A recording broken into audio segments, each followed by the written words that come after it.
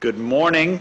Before I call this meeting to order, I would like to note for the record that I will be serving as the acting chairman for today's meeting. I now call to order the meeting of the directors of the Statewide Local Development Corporation for December 10th, 2019. The directors have received the written materials in advance of this meeting and are free to ask questions at any time. You still good? Still got me? Perfect. Yep. All right. I'd like to note for the record that we welcome public comment on our agenda items. Speakers representing themselves may speak for up to 2 minutes, and those representing groups may speak up to 4 minutes with one speaker per group. Speakers' comments may only address the items being addressed at today's meeting. Before we begin with the substantive portion of the meeting, I will ask the directors whether anyone has any potential conflict of interest with regard to any items on the agenda. If so, I will ask you to please make an appropriate disclosure on the record at this time. We will then remind you to recuse yourself from any discussion or vote with regard to such item or items. Hearing none.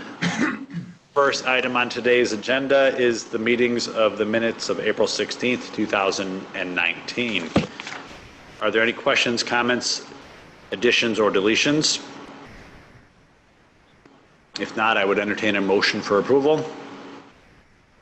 Motion? Second? Second? All in favor? Aye. Any opposed? Thank you. The motion carries. I will now ask Antov Padigian to present the item related to the appointment of officers. Antov. Thank you, Kevin. Thank you, Kevin. The directors are asked to fill the current vacancies in the positions of treasurer and secretary with the appointments of Douglas Brissett as treasurer and London Cruz as secretary. That's it. And that is it. Okay. All right. I was expecting a little bit more. No trumpets. No. All right. Are there any questions or comments from the directors with regard to this item? Are there comments from the public? If not, I would entertain a motion for approval. Move. Second? Second. All in favor? Aye. Any opposed? Thank you. The motion carries. I would now call Ray Salvarios to present the next item on the agenda, which relates to the request for authorization to make a real estate loan with New York Job Development Authority proceeds to Zweigels, Inc. Ray. Thank you, Kevin. Good morning, everyone. The report concerns a proposed JDA real estate loan for the amount of $3,212,757 for Zweigels, Inc. The JDA loans will be used towards the acquisition and renovation of real property located in Rochester, New York. The total cost of the project is $5,354,595. Zweigels, Inc. is a 139-year-old, fifth-generation family-owned business with New York State Woman-Owned Business Enterprise Certification. Located in Rochester, New York, the company manufactures hot dogs, sausages, meatballs, chicken breast, sausage patties, and deli products. Zweigels' entire product line is manufactured in its existing Rochester-based facility, using whole meats that are ground on premises. The company maintains strict standards for quality. Its product never contains mechanically separated meats or fillers. Within its current footprint, Zweigels does not have sufficient production or raw material storage space. The lack of storage on-site has forced the company to rely on 2 off-site storage locations for its raw materials, which leads to higher shipping and handling charges. This issue is highlighted by the company's inability to directly accept truckload shipments of raw materials to service the company's largest contract, which puts unnecessary strain on the security of those agreements. The company will add 13,159,000 square feet of production space to its existing 55,000 square foot facility. After the internal layout is restructured, the resulting 68,159 square foot building will allow for increased sausage link and spiral manufacturing areas, as well as more refrigerated and frozen storage space. The layout will eliminate the need for multiple movements of raw materials and products in process.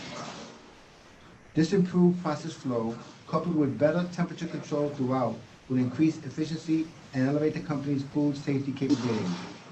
Importantly, Zweigels will now be able to handle full truckload deliveries with a larger rack refrigerated storage area. Additionally, new equipment will reduce the manual handling of meat. The expanded facility will offer dedicated space for research and development activities, something that Zweigels views as essential to keep pace with a consumer food market that is constantly in flux. At the end, the project will create at least 31 full-time permanent jobs. Zweigels' historical cash flow from operation will be able to service the debt going forward, with a projected debt service coverage ratio that meets the JDA's minimum standard of 1.20. Based on those and other reasons, staff has classified the project as a 1A plus rating. The score of 1A plus indicates that default risk based on the company's performance over the 3-year historical period is low. Sales growth has been consistent, and cash flow projections indicate that the company will continue to be able to service the debt going forward. JDA will have a second lien position on real estate collateral and will receive guarantees from Julie Steron and the Melissa M. Camarado Trust. Thus, there will be sufficient security for JDA to be completely collateralized. Assuming a real estate appraisal of $5,354,595 or more, Zweigels meets JDA's loan-to-value requirements of 90%. Thank you, and I'll take questions now. Great. Thanks, Ray. Any questions or comments from the directors? Any questions or comments from the public? If not, I would entertain a motion for approval. Motion? Second? All in favor? Aye. Aye. Any opposed? Thank you. The motion carries. There being no further business, may I have a motion to adjourn this meeting? Motion? Thank you to everyone for your participation. Thank you. Thank you.